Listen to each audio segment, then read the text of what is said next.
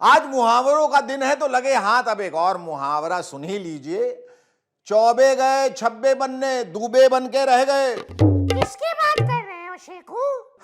अरे बंदरू, समझदारों को इशारा काफी है। वैसे तुम समझदार तो हो नहीं, इसलिए तुम्हें बोलकर ही बता देता हूं। मैं बात कर रहा हूं यशवंत सिन्हा जी की, जो विपक्ष की तरफ से राष्ट्रपति पद के उम्मीदवार हैं। वो विरोधी दलों की तरफ से राष्ट्रपति पद के लिए साझा उम्मीदवार हैं। लेकिन जो हालात बनते जा रहे हैं उन्हें देख के लग रहा है कि विपक्ष में एकता नाम की कोई चीज ही नहीं बची है। विपक्ष की एकता एकदम कपूर की तरह उड़ गई है। छी छी छी, ये शोभा नहीं देता।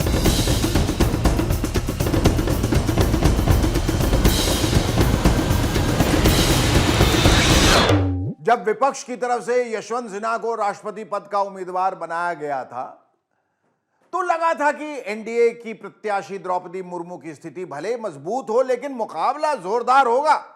राष्ट्रपति चुनाव की घोषणा के बाद जब उनको विपक्ष का कैंडिडेट बनाया गया तो शुरू में ठीक चला।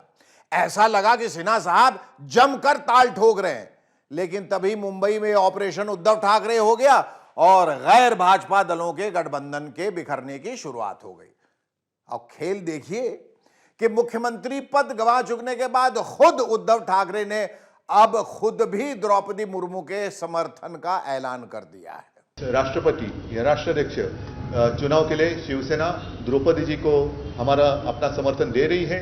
हालांकि यशवंत सिन्हा जी का कहना है कि उद्धव ठाकरे ने यह बयान केंद्र सरकार के दबाव में दिया है। पहले उस पार्टी को तोड़ दिया उन लोगों ने, उस पार्टी की सरकार को गिरा दिया, उसके मुख्यमंत्री को अपदस्थ कर दिया, और उसके बाद जो ये पूरा खेल चल रहा है, जिससे आप भी भली भांति परिचित है, मैं भी हूं, उसी का इस्तेमाल करके उन्होंने उनको फोर्स किया कि तुम हमारे उम्मीदवार का समर्थन करो। अब जो भी हो सिन्हा साहब, राजनीतिक हकीकत तो यह है कि महाराष्ट्र में शिवसेना आपके साथ नहीं है।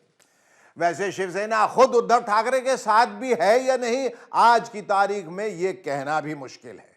जो भी हो, शिवसेना अब सिन्हा साहब के साथ नहीं है। उधर उत्तर प्रदेश में अखिलेश यादव के चाचा शिवपाल सिंह यादव द्रौपदी मुर्मू को अपना समर्थन पहले ही दे चुके हैं। अब चचा ने 2 कदम आगे बढ़कर भतीजे को एक चिट्ठी भी लिख मारी है और चिट्ठी में लिखा है कि सपा का वर्तमान नेतृत्व उस व्यक्ति का समर्थन कर रहा है जिसने हमारे नेताजी को आईएसआई एजेंट कहा था। देखिए चचा जी का ट्वीट।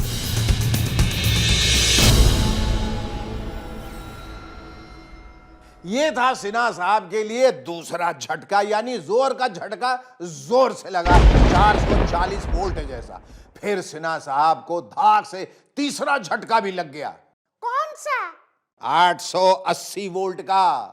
यानी विधानसभा चुनाव में समाजवादी पार्टी के साथ गठबंधन बनाकर 7 चुनाव लड़ने वाले सुहेलदेव समाज पार्टी के अध्यक्ष ओम प्रकाश राजभर ने पहले तो सस्पेंस बनाए रखा, लेकिन अब उन्होंने भी खुलकर द्रौपदी मुर्मू का समर्थन कर दिया है। हम सब लोग आने वाले 18 तारीख को द्रौपदी मुर्मू जी को वोट देने का काम करेंगे। वैसे आपको बता दूं कि राजभर की नाराजगी यशवंत सिन्हा से नहीं है, वो तो समाजवादी पार्टी के अध्यक्ष अखिलेश यादव से खफा हैं। वो है जरा खफा खफा तो नैन यूं चुराए हैं क्यों हो। गठबंधन धर्म कैसे निभाया जाता है इन्होंने किया। तो मेरी एक प्रतिक्रिया थी कि बिना कमांडर के सेना लड़ाई ठीक से नहीं लड़ती है। मैं बार बार कहता हूं कि अखिलेश जी गए होते तो 100% हम आजमगढ़ चुनाव जीते होते। पर अभी हम अखिलेश जी और राजभर जी के बीच के मनमुटाव की चर्चा ज्यादा नहीं करेंगे। तो मैंने बताया कि उद्धव ठाकरे और ओम प्रकाश राजभर ने सिन्हा साहब से किनारा कर लिया है। यह सिलसिला यहीं नहीं रुका। झारखंड में सरकार चला रही पार्टी झारखंड मुक्ति मोर्चा ने भी सिन्हा साहब को झटका देते हुए द्रौपदी मुर्मू का समर्थन कर दिया है। झारखंड मुक्ति मोर्चा के प्रवक्ता ने पार्टी के दिग्गज गुरुजी यानी शिबू सोरेन का हवाला देते हुए जो कहा उसका अर्थ यही था। The BJP welcomes this decision of the Jharkhand Mukti Morcha of supporting the candidature of Mrs. Draupadi Murmu. And I think JMM has shown a big heart because she is a candidate of the NDA, and though JMM is in the UPA folder and is running a government in association with Congress in Jharkhand, it has still decided to support the candidature of Mrs. Draupadi Murmu. तो ऐसे ऐसे जाने कैसे कैसे दुख झेलने पड़ रहे हैं सिन्हा साहब को, बेचारे सिन्हा साहब। लेकिन सबसे ज्यादा दुख उन्हें इस बात से हुआ कि बिहार के मुख्यमंत्री नीतीश कुमार ने उनका फोन तक नहीं उठाया। कि जब विपक्षी दलों ने तय किया दिल्ली में कि मैं उनका साझा उम्मीदवार बनूंगा राष्ट्रपति के चुनाव में, तो मैं कई लोगों को देश भर में फोन कर रहा था। बिहार के मुख्यमंत्री जी को भी मैंने रिपीटेडली फोन किया, संदेश पहुंचाया कि मैं उनसे बात करना चाहता हूं, लेकिन मैं शायद स्टेटस की तुलना में इतना नीचे था कि उन्होंने मुझसे बात करना उचित नहीं समझा। बताइए सिन्हा साहब, आप भी कैसी अराजनैतिक बात करते हैं। वैसे ना आप कम खुर्राट हैं और ना नीतीश बाबू, इसलिए दोनों इस बात को समझते हैं कि ऐसे नाजुक मौके पर फोन से बात नहीं होती।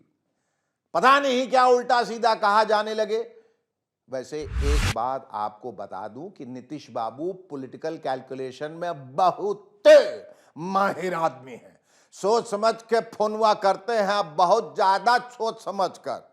जी हां, बहुत ही ज्यादा सोच समझ कर फोन उठाते हैं। बहरहाल आप इसी बात से बम रहिए कि पटना में आपका जबरदस्त स्वागत किया गया। नीतीश जी ने न सही, दूसरी पार्टी के लोग तो थे।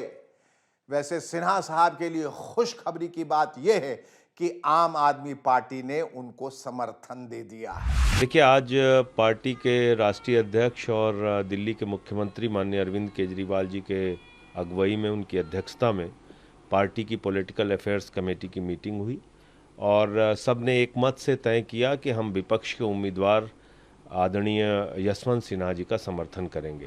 ये सिन्हा साहब के लिए राहत की बात है। वैसे उनके साथ जम्मू कश्मीर के नेशनल कॉन्फ्रेंस वाले फारूक अब्दुल्ला जी भी हैं। श्री यशवंत सिन्हा जी तशरीफ लाए हैं, जो अपोजिशन की तरफ से हिंदुस्तान के सदर के लिए चुने गए हैं।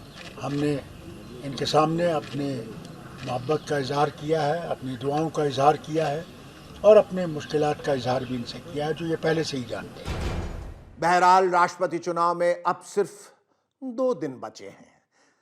लगता है कि जितना खेला होना था वो हो गया और ये बात सामने आ गई कि सिन्हा साहब विपक्ष को एक नहीं कर सके और अब शायद वो यही गा रहे होंगे, कोई हमदम न रहा, कोई सहारा न रहा, हम किसी के न रहे, कोई हमारा न रहा, कोई हमदम न रहा, कोई सहारा न रहा।